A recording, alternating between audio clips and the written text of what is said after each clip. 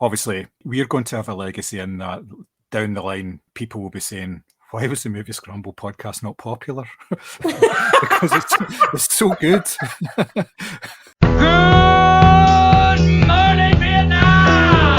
I love the smell of napalm in the morning. You're gonna need a bigger boat. I feel the need for speed. Roads?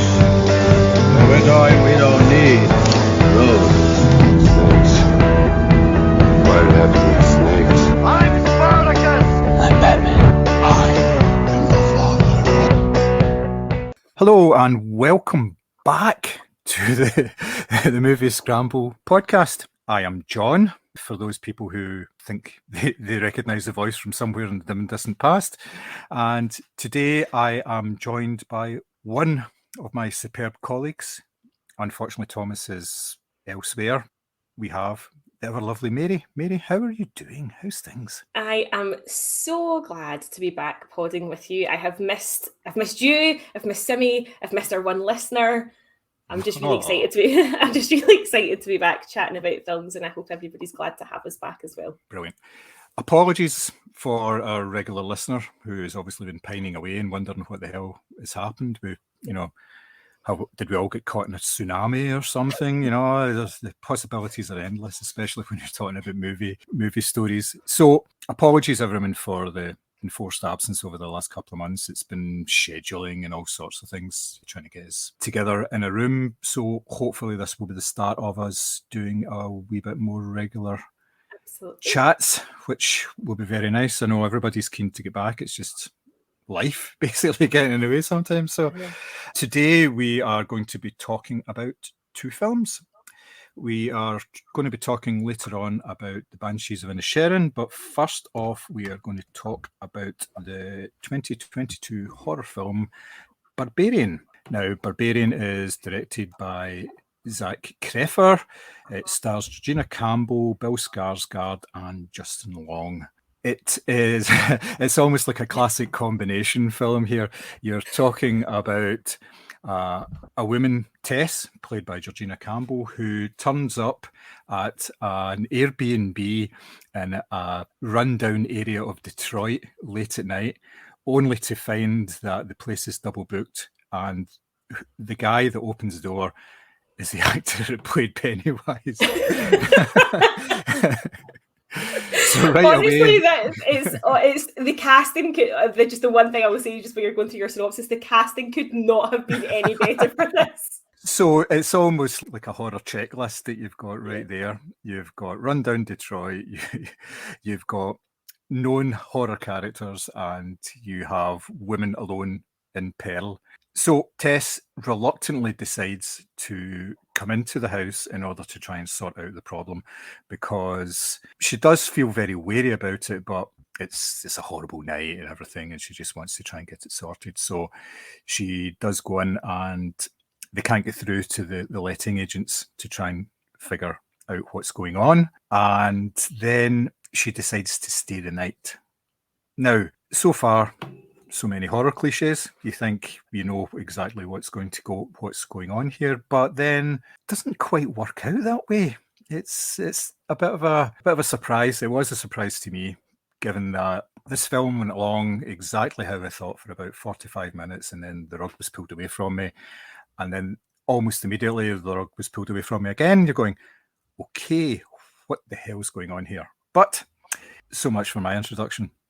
Mary, what were your initial thoughts on Barbarian? Do you know, I completely agree with you. See, for the first 45 minutes to an hour, I was like, oh my God, this is one of the most compelling horrors I've ever seen. She's literally in the I was just waiting for him to do the weekend eye thing, right? And just unhinge his bottom jaw and swallow her whole. I was like, this is so bloody scary. Like every creak of the floor, like every, sort of movement or whatever, I was like, oh my God, something's going to happen. And you were so tense because it had just built up this, these two complete strangers and this, seemingly with a booking mix up, and you're like, but is it a booking mix up or whatever? And there was just no way you were trusting this guy, right? From the offset, you were like, there's something wrong here, but I couldn't ever work out what that wrong thing was. And then after about 45 minutes, it goes completely batshit. And then you think you've sort of found your feet again with it.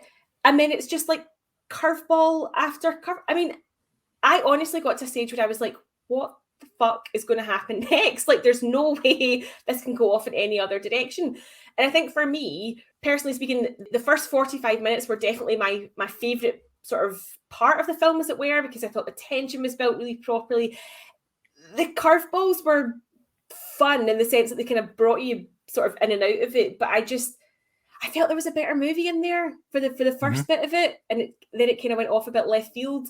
But I mean, there's loads to talk about, so that's the good thing. Yeah, it has been described as a David Fincher film above and a Sam Raimi film below, for very good reasons.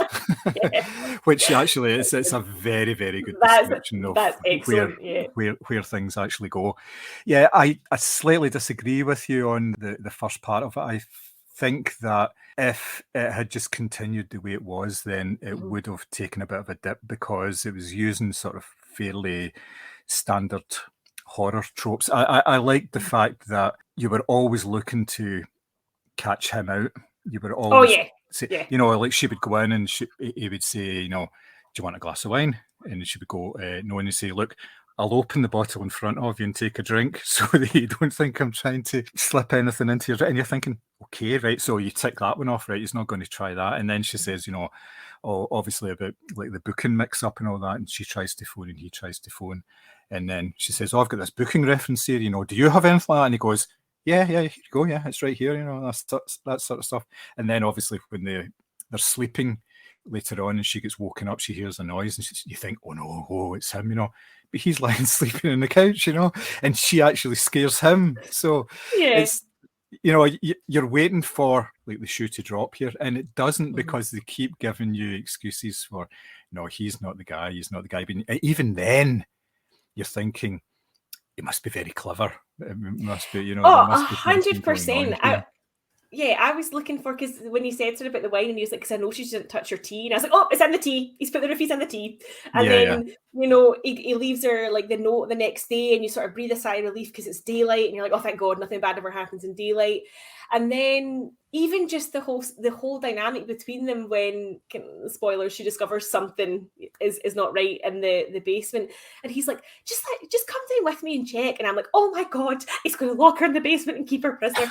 This is where this is going. Because they were. I mean, obviously they are spoon feeding you this stuff to make you think that he is. And obviously, as I say, the casting is so perfect, because he literally is, you know, he's Pennywise the clown, for fuck's sake. Like you weren't going into this thinking he'll be the sort of the savior or a good character or whatever. You go in with that previous horror knowledge thinking you're waiting for something to happen.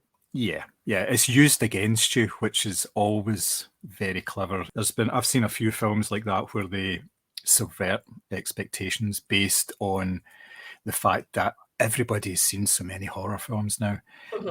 There's it's the same with a lot of films that you see. If I always think, if you see the likes of a John Wick film, and it's the very first sort of action film you've ever seen, you're going to say, that's the best film in the world. How can you top that? But then you see, you know, 40 years of other action films, and you see where it's taken all its references from, things like that. You go, okay, right. It may be very good, but it may not be the best anymore. And I think this is kind of the same idea. It's taken a lot of reference points that everybody knows and saying, what do you think? And the likes of, I mean, you've got like the Scary Stranger, you've got the possibility of a haunted house, you've got a rundown area. Parts of Detroit are obviously a total mess. They have been for years. Not saying the whole city is.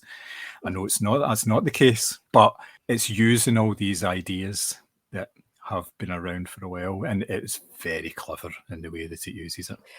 100%. And I don't know if it's maybe just because of sort of recent, you know, sort of like murders and stuff that have happened, you know, like girls who were, you know, out running or walking home by themselves and stuff. And there's obviously been a lot of focus on, you know, she was just out for, or she was just walking home, all that sort of thing. So I felt like I also went into it with this thing of, you know, Tess comes to the door and she's by herself, and, you know, she can't get through to anyone. And this guy seems on the surface nice and he's doing all the right things, but it was like, I feel like I also brought the knowledge of, you know, stuff that's happened in the news and in real life recently, where you're like all your red flags are like, you know, they're going up, and you feel like you're really Yeah. on edge because you're like. And I felt like her character portrayed that as well, because, you know, she's checking the phone and she's checking his ID and she's making sure that he's doing things, you know, as he's pouring the wine in front of her and stuff like that. And I felt like it was kind of, there was a lot of sort of, I don't know, this undercurrent of just like everything that's gone on maybe in the recent past, that I felt like you brought with you to the film to go, yeah, she's a girl by herself. This is dangerous. Like, this is like, you know, red flag central, and Pennywise or not. This is two strangers by themselves. She's a girl, and she's smaller, and she's physically a lot smaller than him, because obviously he's like 6 foot whatever. I just felt all of their conversations, and even just when they were standing talking to, everything just felt so loaded to me, and I just thought that was so well executed, because I felt it really played on quite realistic fears. You know, if you're a female by yourself and you turned up at a location and another male in particular was there, you would not. Yeah. You know, it was so well done. I thought really, really well done. Yeah, I mean, it was awkward as well, because if you think about it, there's two people who's never actually met, and they're trying to have conversations about, you know, a situation. There's obviously a mix-up.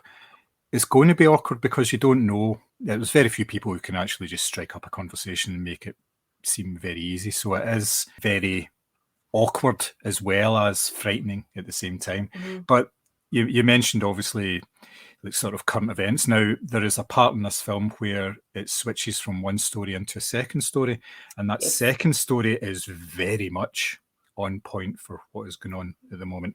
It basically involves a film actor or television actor who is then accused of rape or very inappropriate behaviour. When this second story starts, you kind of go, what's actually happening here? Now, with this character, he's completely unsympathetic. He's just horrible. He's only just out for himself, and it's a really sort of delicious role for somebody to play, and Justin Long does it real sort of. He's really, really good at it. Apparently, Zac Efron was supposed to play that part. Oh, see, that almost takes on a different spin, because you look at it and you look at Bill Skarsgård, and as I say, we bring the horror knowledge with us as well, but also just physically, he just looks like more of a threat. Justin Long almost is kind of this sort of like kind of geeky, but still polished. Yeah. But he doesn't. Yeah. He has this kind of harmless, sort of jovial kind of aura about him. And then, the minute the sort of accusation comes in, he's like, well, she's a fucking bitch. And you're like, oh my God, you are a horrible pet. Like, straight away, you're just like, you know, if you were genuinely, you know, shocked or whatever, you'd be like, why is she, you know, I'm so sorry, why is she saying this or whatever, that never happened. But straight away, he's like, no, she's a bitch and she's a liar. Yeah. And you're just like, oh, okay, here's the bad guy, as it were, in inverted commas. Like, here's the guy I'm supposed to hate. You know, here's all the red flags, as it were. And I think sometimes for me, it felt a little bit on the nose, I won't lie, but, you know, given the sort of, you know, hyperbole of how horror films often work, he gets away with it, as it were. That kind of character, that kind of really overt characterization.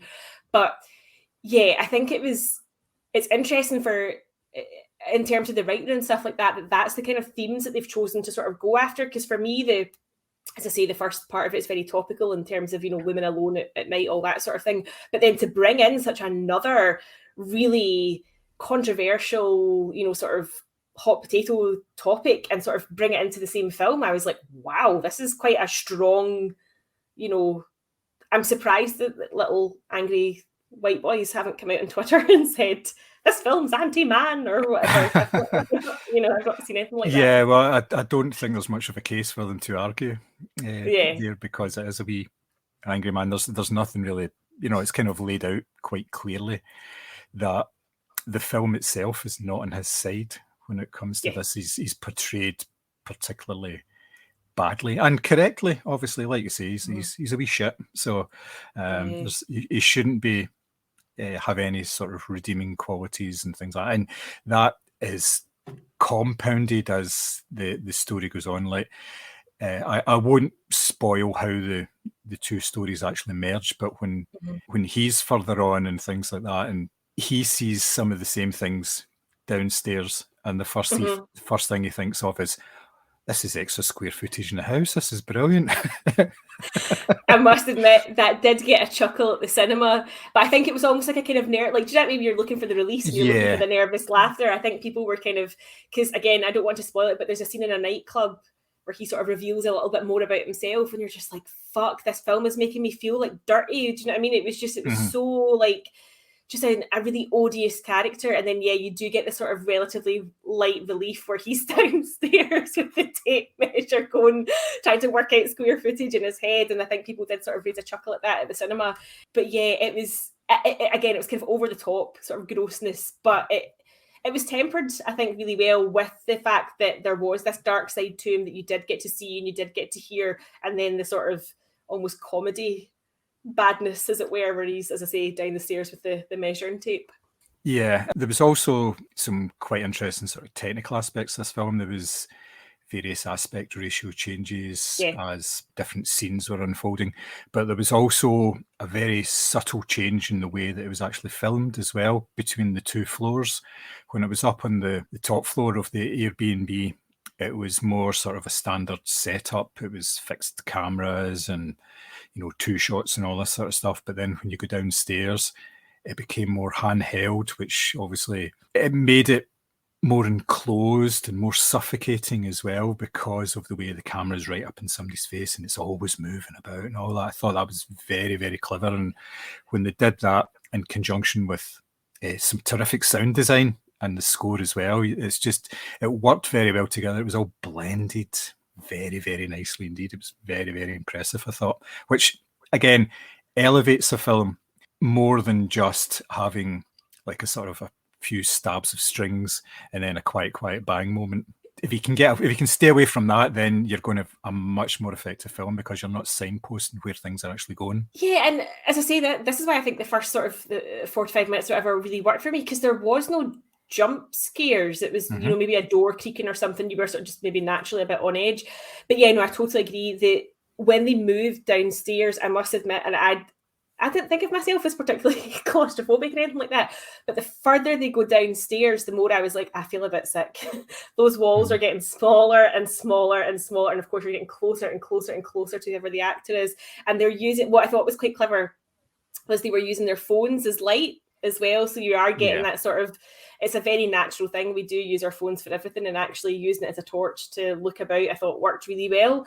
But yeah, I must admit, because you could almost feel how sort of damp the walls were, and it was, you know, it just felt like this sort of womb-like enclosure, which in itself is fitting for, you know, the main themes of the story.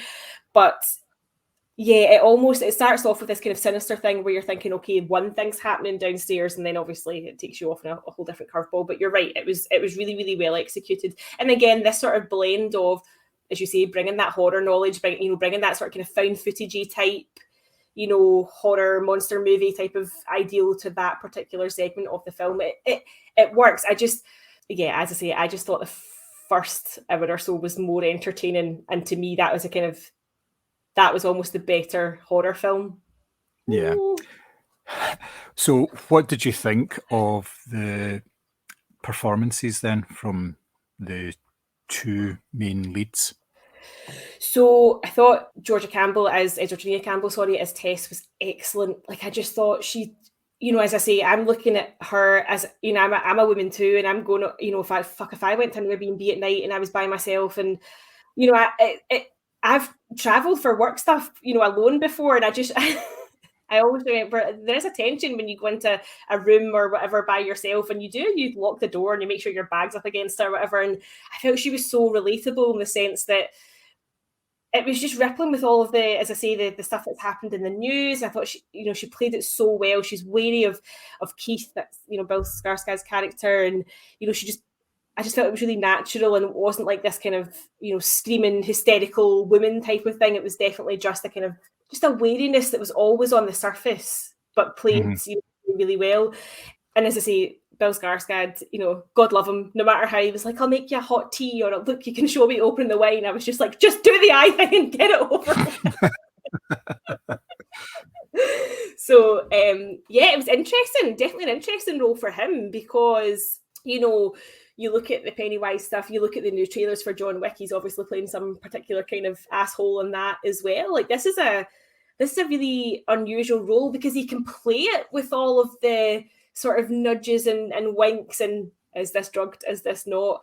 But ultimately, you have to make up your mind as to what type of person Keith is. And that would be, for me, I think as an actor, that would be interesting to go, okay, am I playing this straight and he is just a nice guy, or am I playing it loaded with all of this, you know, oh, is he putting drugs?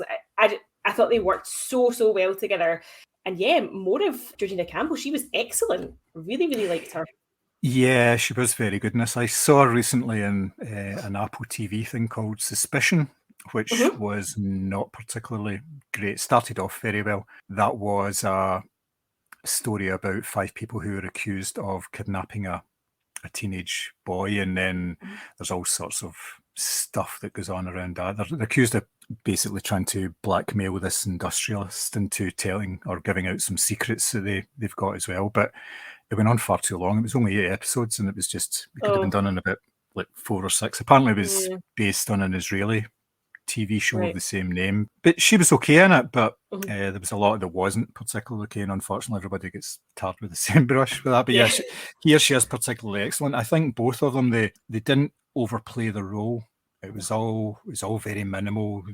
Obviously because there was a certain tension, and obviously she was a bit reticent about giving up anything about herself, that she was quite closed off, and in a way he was as well. He was trying his best, but he was trying not to be overly friendly, because then that obviously leads to all sorts of issues, or it can lead to all sorts of issues as well if he comes across as being almost like too close and everything. That's as awkward as being, you know, slightly shy and everything. So yeah, I thought both of them were particularly good, and it just shows the range that they both have, that they can do things like this, and yet, especially with Bill Skarsgård, because he can go big and he can go small. This is a sort of similar role that he had to, just in terms of the performance in Castle Rock, the Stephen King drama. He was in that, and it was very dialed down, his role in that, to begin with. So it's along the same sort of lines as that, and it was, you know, it just shows his range, and as you say, he's going to show his range even more as potentially a bad guy. I don't think that's really up for debate in the new John Wick film. Based on the trailers, we can say that he's not going to be his pal in that, I don't think. No, I think honestly, I was really, as I say, I really enjoyed that, and as I say, the Justin Long character, in contrast to those two, probably is a bit more over the top or whatever. But I think that it's obviously playing with that, and as I say, I mean, I'm very interested in the sort of the gender politics and the setup of this film in general. But I think, you know, it's playing around with, you know, who's the nice guy, who's the bad guy, all that sort of thing, and then, you know, what are the consequences of, you know, bad behavior, as it were, or bad guys' behavior. And I did like what it was doing with that, and some of the messages it tried to get across. Some of the messages I was really conflicted about. I don't want to go into spoilers, but yeah, some of the messaging I thought was a bit men writing women. If you've ever spent time on that Reddit thread, some of the messaging was a bit.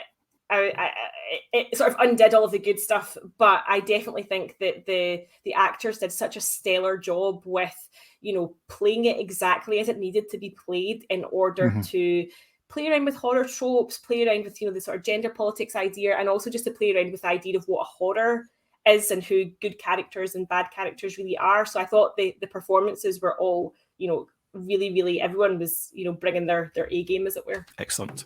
I think we've pretty much covered it, to be perfectly honest here. Myself, yes, I would definitely recommend Barbarian as something that obviously you can't catch it at the cinema anymore. I think if it's there, it's just hanging on. But it will be coming to streaming platforms relatively quickly, I would imagine.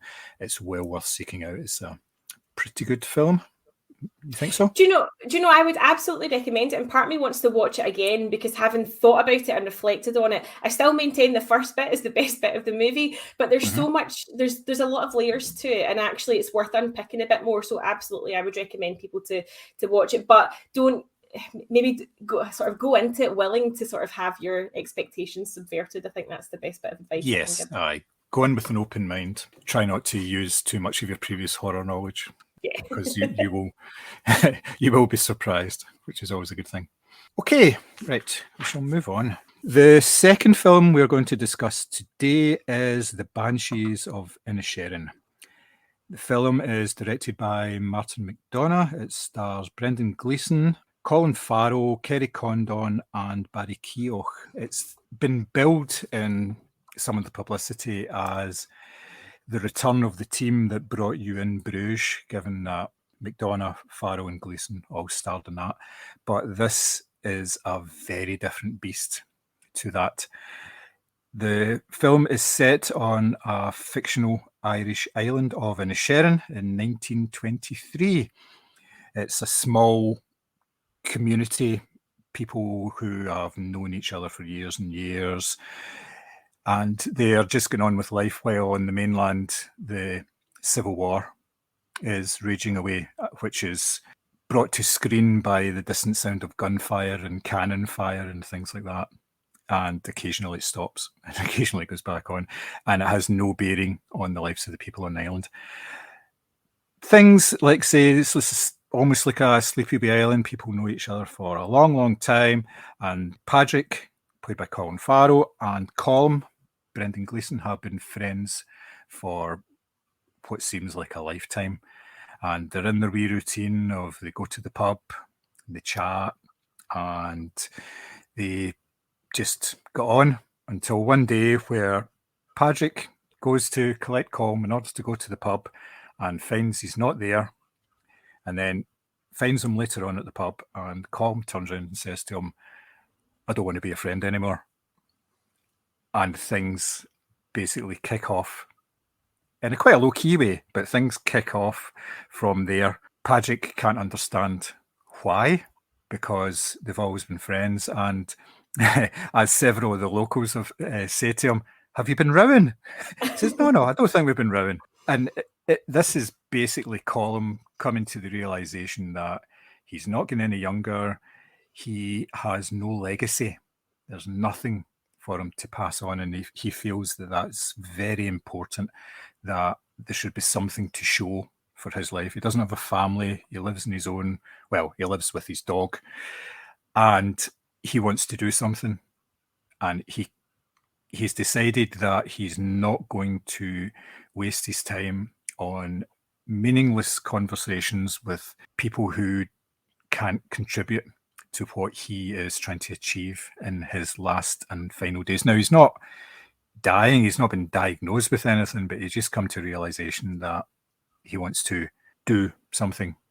And from there, the drama expands as Patrick tries to figure out why he's doing it, and Colm initially is quite sympathetic. He tries to put him down gently, tries to basically fob him off, only to find that Patrick is a little more persistent, and things kind of get out of hand from there. Mary, what were your initial impressions of the Banshees of Inisherin? So this is going to make it sound like a ridiculous comparison, but I had the same sort of cut me to my core reaction to this film as I did with The Worst Person in the World. Mm-hmm. Because there's a kind of similar sort of thing of, what if I had done this and what if I'd done that, and this sort of despair of not knowing what to do with your life and not being sure if you've made the right decisions to date. So I just fell in love with this film. The sort of layer of melancholy that sort of lives over everything, this kind of notion of, what do I leave behind? Have I made the right choices? And this awareness of your own mortality as well, I think, and sort of tied up in this kind of semi sort of, kind of Celtic mysticism and this notion of, obviously like Highland Banshees and this idea of, there's the creepy elderly woman in the village who seems to know everything and when it's going to happen. I loved the despair of it all. I know that sounds really grim, but I loved how much it took my breath away, and that's kind of what I felt, as I say, when I was watching The Worst Person in the World, is I felt like I'd been winded afterwards. I was like, God, that really, that hurts to think about those kind of things. It's the same kind of effect here. The guy's basically having this sort of, existentialist crisis, and as you say, he's not been told he's dying. He's not sick. There's nothing. He's just suddenly become aware of, but when I'm gone, what happens? And I think that's, there's not a single person in this life who can say they have breezed through life and not thought about that. And it's phenomenal. It's absolutely phenomenal. Mm-hmm. A banshee, for people who don't know, is a fairy from Irish mythology. It's usually someone who heralds or foretells of a death, usually by screaming and wailing, as in the cries of the banshees and things like that. But in this case, all the screaming is more internalized rather than actually out on screen. The old woman that you mentioned is obviously the banshee substitute in this film, because she at one point foretells that, she says, there's going to be a death, and they'll go, away you go, stupid old woman, Mm-hmm. But whether she's right or not, you need to watch the film to find out. So obviously we have two main characters here who, they seem very easy together. There's obviously a shared history between them. Now, what do you make of the fact that, or do you agree with Colm's assertion that you have to leave something? There has to be something left behind in order for your life to have any meaning. Like in his case, he wanted his music to be left. So he was writing a song, mm-hmm. which turns out to be called The Banshees of Inisherin as well. A nice wee touch. It just kind of mixes it all in with the whole big story. But do you think he was actually right in what he was trying to do? I don't know if it's a case of right or wrong, but I think all of us have ego enough to have point, especially because you look at Colm and you look at Porrick, and they neither of them have children. They're living on this tiny little island. And again, as you said, there's a whole civil war happening on the mainland that literally doesn't touch them. It's not surprising that these two men at various points in the film feel insignificant or feel like they have no agency or, in Colm's case, no legacy.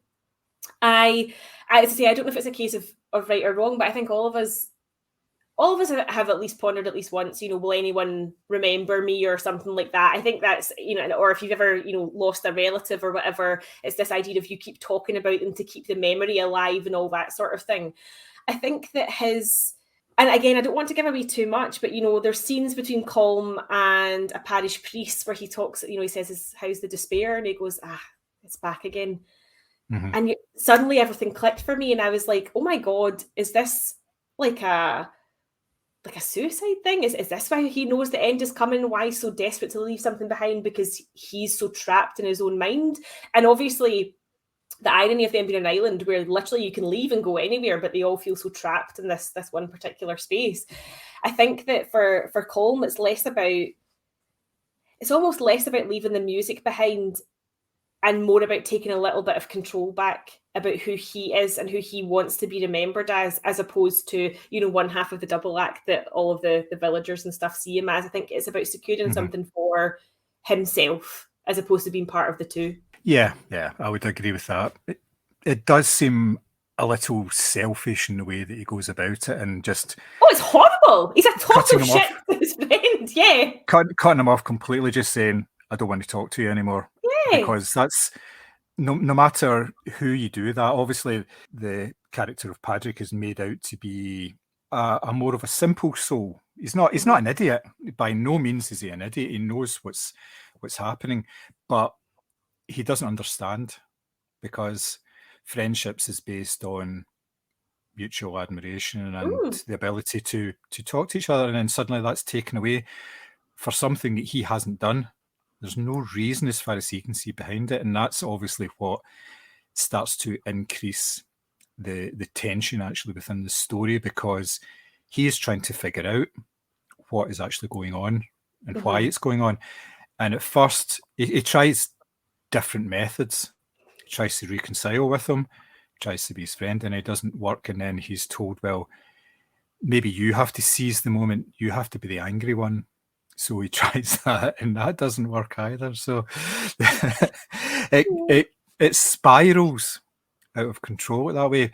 But I really liked the fact that even though Patrick is a simple soul, he's not one-dimensional. He's not two-dimensional. He's like fully formed. He does what he does because it's a comfort to him. He likes the life he's living. It's very straightforward. He likes going to the pub in the afternoon after he's finished his work, and he likes chatting to people, and he likes just getting on. He's got no real ambitions outside of that, but he doesn't feel slighted because of that. Now, everybody else around him have their issues. Obviously, Colm has his sister, who he lives with. They've lived in the same wee sort of two-bed cottage for years since their parents died, and they've just kept it on. He's perfectly happy to do that. His sister, on the other hand, no, she is almost cursed with the same intelligence as Colm. She thinks a wee bit more deeply about things. She reads books. She has a greater understanding of the world, and she wants to be involved in it. So she has her own problems, the same way that Colm has problems. And there's the other character of Dominic, who is initially portrayed as being the sort of village idiot character. And then when you get into his story a wee bit, you realise why he acts the way he does, because it deflects from all the shit that's going on in his life as well, which is frankly horrible, the stuff. And this is all just sort of side stories to this main sort of friendship, and you're going, this happened really subtly. It's not all thrown at you the one time. It's over the course of about an hour. You get all these wee side stories just dripping in. You get to understand Podrick. You get to understand that he's a really nice guy, because he understands that a lot of the time people just want somebody to talk to and they want a bit of comfort. And when he can't get that from Colm, he gets that from Jenny, his donkey, who he keeps bringing into the house because it's cold outside and she likes the company, you know. So it's actually quite a layered film. When you look at it at the start, you think it's going to be quite a sort of straightforward story, beautifully shot, beautifully made, but it's going to be quite straightforward. But it's not. It's really, really deep. And it's so much better for that. But it's a film that you have to pay attention to. You can't. It's not one of these films that you can sit at home and just watch and have something else in the go at the same time. You could be, doing your Sudoku on your phone or whatever, because you'll get halfway through the film and you'll be going, why is he doing that? What's happening there? Because you really need to get into the flow of it in order to pick up all the wee bits, because it's all very subtly done. There's no great speech after 20 minutes, which gives you all the exposition you need. You need to get into the flow of village life, of what it's like to live and work, and literally the whole, going to the other side of the island to get your groceries with the nosy old bitches opening all your mail before you get it. Like, you need to get into that flow of what it's like and why this is such a loss for Porrick, who is really happy tending his donkey, going to the pub, letting the donkey in at night and saying goodnight to his sister, because he's, in a way, I almost felt like that sort of rhythm that he'd got into was obviously to cope with the fact that they'd lost both of their parents, and having this, being in the same house, in the same parlour, in the same bedroom or whatever, that was obviously really, really comforting for, such a great loss.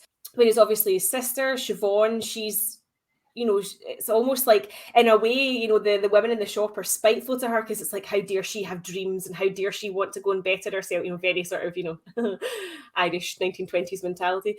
And then obviously you've got Dominic as well, who, Barry Keoghan, like, how dare you make me cry in the cinema? Like, his character. And the thing is, he's presented as such a kind and gentle. So although he is going to set up as this village idiot, you realise, like, there's literally not a bad bone in him, as they say. And even when he's saying, like, my dad hit me with the kettle, but then he get annoyed because I'd put a dent in the kettle, sort of thing. Like, you're just like, Jesus, your home life is so awful. And then, but at the same time, he's, obviously trying to crack into girls in the pub and all the rest of it. And, and he's saying, like, putting two fingers up to the idea of going to church on Sunday. And there was a couple of lines that he said that really did make me laugh. But at the same time, I was like, fuck, I shouldn't be laughing at that. Like, what is going on in your house? But he was incredible. And again, like, a really, really small part when you look at the runtime of the film and how much time he was actually on screen, but just really adding to the impact of, this island, this feels like a trap. It was really like, it almost sort of brought the walls in, as it were. He was absolutely incredible. Yeah, these sort of roles, the likes of the Barry Keogh role, is almost like a gateway role. It can show his versatility. So that's how he's going to get like major. I know he's been in major films and he was in the Batman, and or was he? Dun, dun, dun, dun.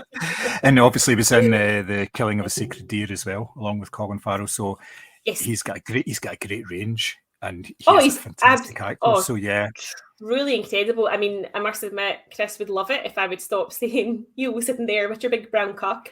He would love that if that would stop.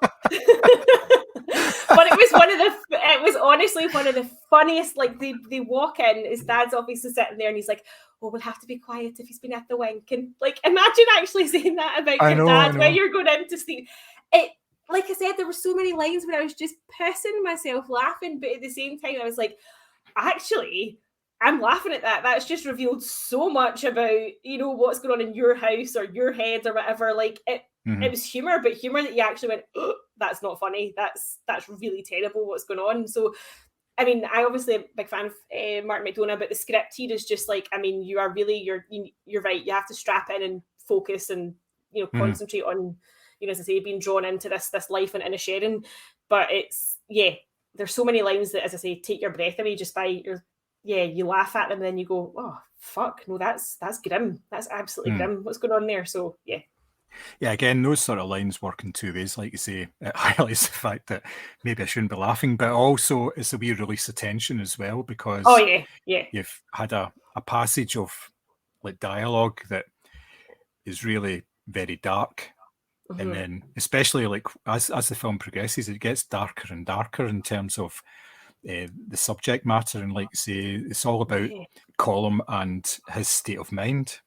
With his depression and the despair, and it's like the despair becomes like palpable, as in like the despair is almost a character in itself, because you're right, it gets darker and darker and darker, and you're just like, where is that, like, how does this end? Because it's just, it's destructive, but at the same time, it's like there is this kind of, as I say, this almost kind of poetry to it, this philosophical thinking of who am I, what do I leave behind, and it's, you get swept up in the sort of the beauty of the island and the sort of the process of thinking, but at the same time there is this like literal darkness that is coming. Do you know what I mean?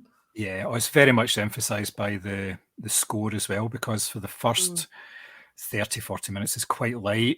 It's Irish airs type of about jigging, it's all that sort of stuff. But then as it progresses, the tone gets darker and it gets more sort of ominous, and it fits in with obviously the visuals on screen, which it's not always noticed. It's just sort of taken for granted, but it's really something that you think they've worked on that. That's an idea that they've had, and they've sort of gone with it from day one. Let's just change it, it's almost like turning down the brightness as 100%. Yeah. It's kind of scary, I thought, the way that they did that, but yeah, it was excellent. So obviously we've talked about Barry Keogh's character. What about Kerry Condon? What did you think of her as Siobhan? There was so much of it where I was just like, because she's meant to be in her 20s, late 20s, early 30s sort of thing. Yes. So, but again, she's oh my God, she's unmarried. Oh my God, she's unmarried and she's in her 30s or whatever. But of course, at the time, it was like, she may as well have been dead in terms of options, because it was unusual for women to be working. It was unusual for women to be making their own choices, and in her case, to choose not to be married, because it's quite clear that everyone talks about her as being, you know, beautiful, intelligent, because they all kind of rub sort of Porrick up and say, how is that your sister, sort of thing.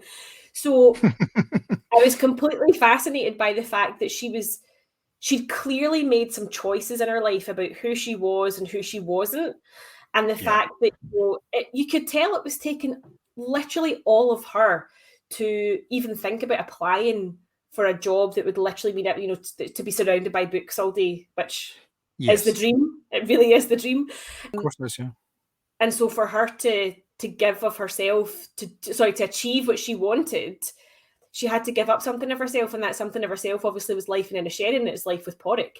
So yeah, I mean, you could see the conflict she was going through, but at the same time, she was just quietly strong. As I say, you're aware of the choices that she's made or the choices that she's not made because of the situation that she finds herself in. And that, again, another layer of like fascinating, because, you know, there are women in the village who probably at her age had like 25 kids and a husband that spent all day in the pub, but she was making these choices for herself. And that must have, like, genuinely, you know, you kind of wants to applaud her, because like for a woman at that time, especially in rural Ireland, like it must have been impossible, and yet here she was doing it. It just felt so like empowering in a way to watch her go and achieve what she wanted to. Yeah, because there was a couple of scenes where she was invited by her brother to go to the pub, and she was delighted because then it was something to do. She was going out of the house and all that. But then the visits to the pub would end up being her in the middle of their argument. She was trying to be sort of an arbiter between them.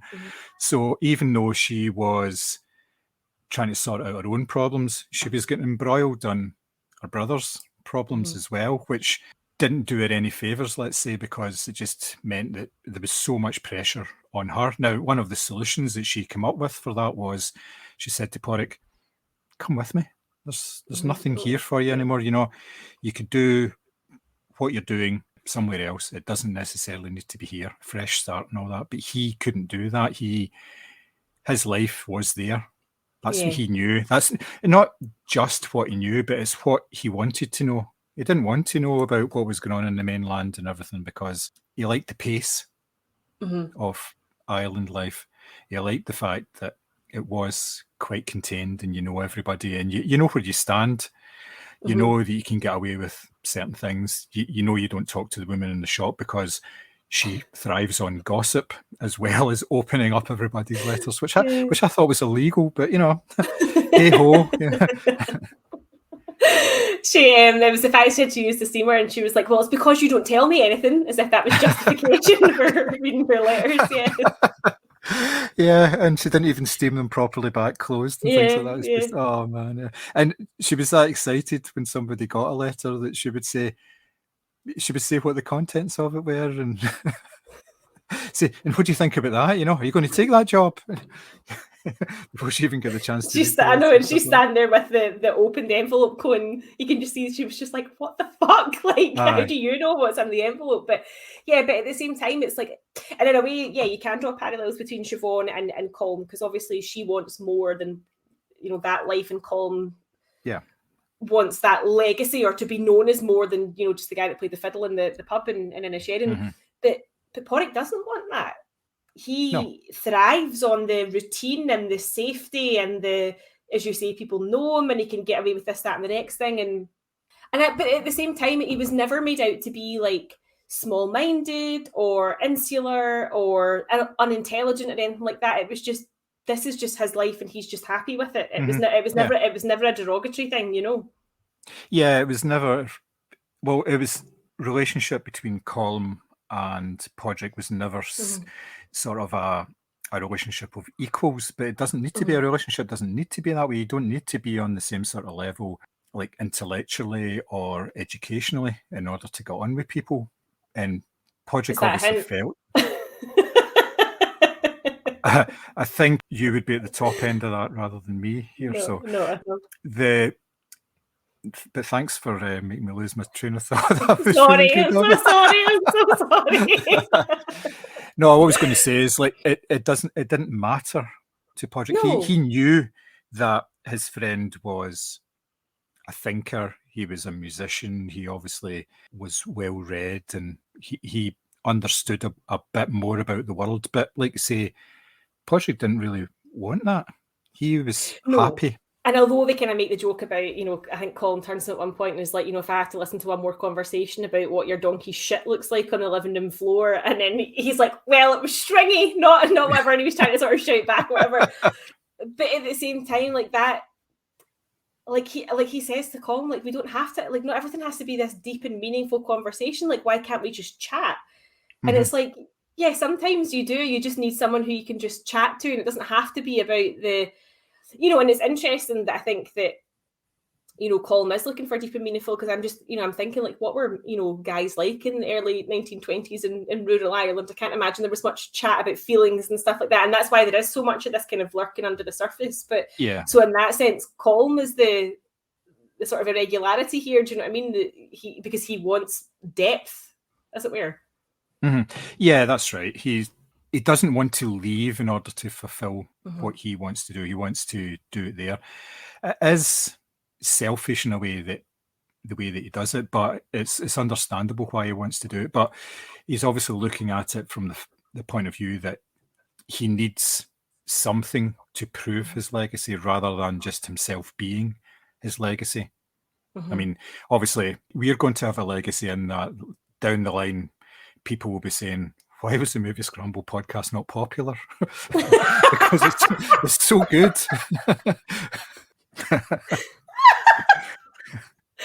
Oh, that is absolutely hysterical. But I mean, do you not think though, like in a way, like just like it's a very, in a way, like, and I know he gives his reference of like, is it Mozart that he says, that they all remember his name and stuff like that.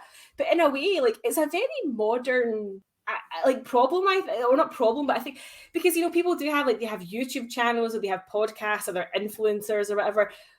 It's all about ego and all that sort of thing, and it's a very modern problem, but obviously framed in this sort of very early sort of turn of the century way. And it is people are still looking for something to leave behind, whether it's 1920s Ireland or now. Like, people do want, of course you do, you want to be remembered. You don't want to just fade into oblivion. But obviously his thing was like not just being remembered in that village, but being remembered beyond, for being this great sort of, I was going to say fiddler. That is the right word, but it just sounds weird in this context. It does, yes, totally. But that conversation that he was having when he was saying that about Mozart, and then Siobhan corrects him because he gets the century. He's making this big speech about, obviously that he knows about Mozart and everything, but then he gets the century wrong, that he was actually around, and Siobhan corrects him, but she doesn't do it right away. She waits till he's finished, because she's respectful of him, yet she wants to point out, you may think you know stuff, but there are other people who know more than you do. So, just bear that in mind just for a couple of minutes while you're putting somebody down because they don't know about the outside world and things like that. So I thought that was very nicely done. It was quite subtle. The way and that again, was kind of dropped in there. Yeah, and definitely more sort of evidence of her like sense of self and power, because she didn't need to make a big scene. It was just like, well, actually, it was just kind of like this wee sort of bomb dropped at the end, and then off she went to go and get Porrick or whatever, who in the meantime was like, well, I've actually never heard of Mozart, so this speech is a waste of time, sort of thing. Nice. So obviously it was shot on an island. But it was obviously the island was fictionalized. What did you think of the use of locations? Did you think that kind of worked well? I loved it. Do you know, the thing is, I always remember my mum talking about my grand's village in Ireland, which is like literally a street long, exactly like this, with the pub at the end of it, and even the house set up with the parlour and then like the rooms off it and stuff like that was something that. But just because of, my family trees, it was something that feels very familiar because it's always been talked about in that way. But I think they made the most of the fact that it's not like they're neighbours and everyone's on top of each other. There's huge space between the houses and the pub and the shop, because you have to go to the other side of the island and stuff like that to get to it. So there is all this open space, and there's obviously lots of overhead shots of the island and beautiful, sort of rolling hills and all that sort of thing.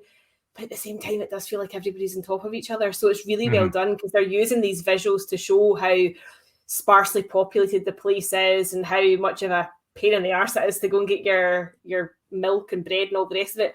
But at the same time, there is this, like, you know exactly what's going on at every point in that island, because you do have these communal hubs like the pub or the grocers or whatever. And I think in a way, kind of cheesy, obviously community spirit, people looking out for each other. There is a kind of safety in this, people knowing who you are and all that sort of thing, but also just how stifling that can be as well. So it really plays perfectly with everything that he's trying to convey in the script. Yeah, totally agree with you. I thought it was very nicely done, and that it complemented the story, like you say, with the wide open spaces, and yet everybody's on top of each other and everybody knows everybody else's business.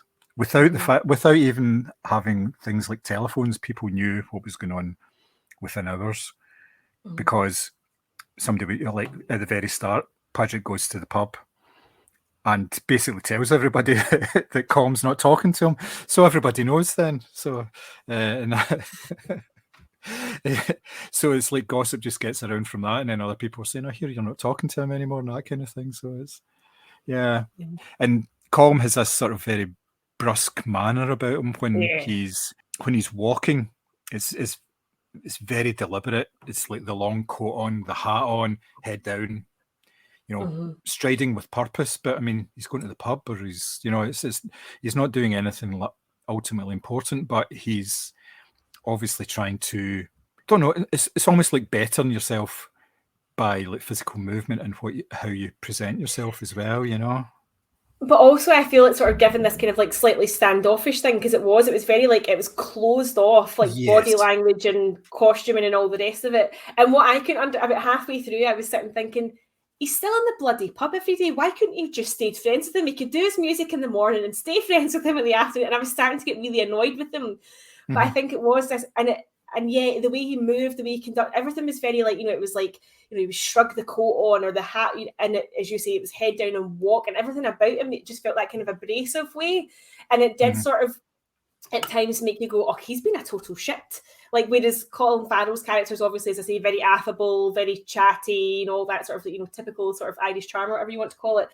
And so you do direct these feelings of you are being a dick to Brendan Gleeson's character, but at the same time, he has these really beautiful moments in this, confessional box, which, I mean, the priest is probably telling everybody what you've done and all, but at the same time, it was just that heartbreak of, the despair's back again. You're like, fuck, okay, it's not that you're being terrible, it's that you're actually just, your mind is sort of letting you down, as it were, or you're clearly struggling with your mental health, and you change your feelings about the character a lot. But you're right, everything about his physicality, at first you're like, oh, no, you're not, because whereas Colin Farrell sort of striding along, really congenial, that sort of thing, whereas his is very closed and sharp, and just a mean boy.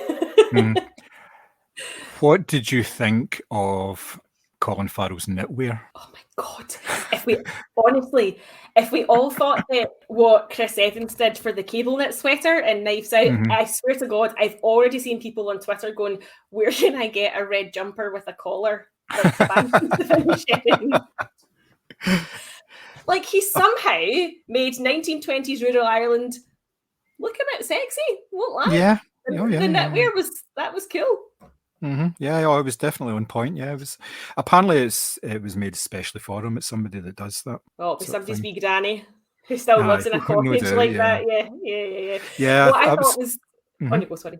No, all I I was going to say is he was in much warmer colours as well. So obviously you do have the red sweater and stuff like that, whereas, obviously very, very obvious, and this is like film criticism 101 here, whereas, Colin was constantly in blacks and browns and greys. And to be fair, the vast majority of people wear, because bright colours weren't really a thing at that time, but just a couple of splashes of his knitwear or maybe a shirt or something like that was definitely a much warmer shade of maybe like an orange or a burgundy or something like that obviously was supposed to draw you into his character. Yeah, no, definitely, yeah. So the film has been universally praised, as far as I can see, based on what I've been looking at, and there's every chance that it's going to be up there in consideration for awards. I personally think it's well worth a shout for both actors and definitely the director, because Obviously, the director wrote it as well, so there's Mhm. an awful lot of him in that, and I wouldn't be surprised if it was talked about at the very least come award season. Oh, I think there's call for both Colin Farrell and Brendan Gleeson. What will be interesting to see is if they put them up for both for Best Actor, because for me, Barry Keoghan, Best Supporting Actor, that should absolutely be a thing. He should absolutely walk away with an Oscar or a BAFTA or whatever. But it'll be interesting to see if they pitch both, as I say, Farrell and Gleeson as Best Actor. I definitely think Martin McDonagh will get a lot of attention. Obviously, Three Billboards did really well for Frances McDormand and stuff like that as well. So he kind of fascinates me as a filmmaker and a writer. You know, he's obviously tackled these, you know, big sort of sweeping issues with Three Billboards, and this film feels almost like quiet and contained, and yet at the same time it is dealing with really, really big issues, as it were. So yeah, no, I would love to see this sweep the boards, quite honestly. Yeah, it's just films about ordinary people in rural and not sort of fast-paced settings. Even the likes of In Bruges was like that, because it was like two guys hiding out. It wasn't an action film in any way. It was very much a character piece. So yes, I would like to see it getting some recognition that way, as well as obviously the recognition it's got in terms of being a success at the box office and critical success as well. So I take it you would recommend this film?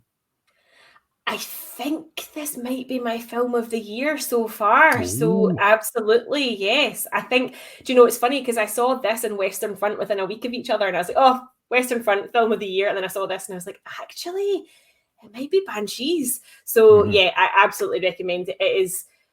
It's just quietly heartbreaking. I loved it. Yep. I would agree with you in that it's one of the films of the year.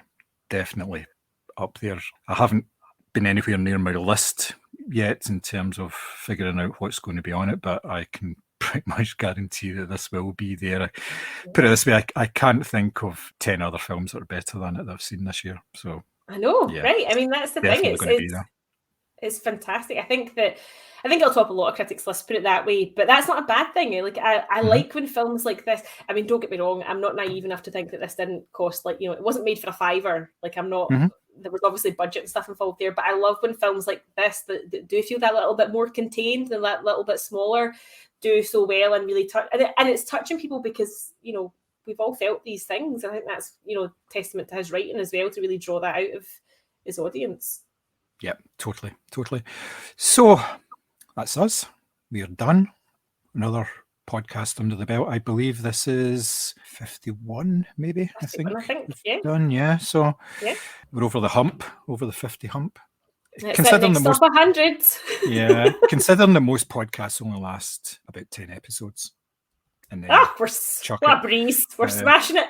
Yeah, we've found so much more to talk about than we initially thought. So that's it for us this time. You can find us at all the normal social media channels. And if you want to get in touch with us, please get hold of us on Twitter, whatever. You can also email us at podcast@moviescramble.co.uk if you've got any suggestions. I know that a certain person from the Bang Bang podcast has been actively campaigning to come on, and I don't know if we'll talk about Lyle Crocodile, but we'll definitely get something arranged with him. Obviously with Mr. Simpson back in fold as well. That would be pretty good, since we've two people who know what they're talking about in terms of wrestling, and there's maybe two people who don't really know what they're talking about in terms of wrestling. But yes, please get in touch with us if you've got any suggestions for anything you would like us to cover. We are probably going to cover All Quiet on the Western Front next, given that Mary has seen it and loved it, and I am going to try and catch it over the weekend on Netflix. So we shall hopefully be doing a wee record of that over the next week, and there's always plenty coming out, so I'm sure we'll have a lot to talk about then as well. So from myself and from young Mary, who's an awful lot younger than I am, I shall see you later. Bye-bye. Bye.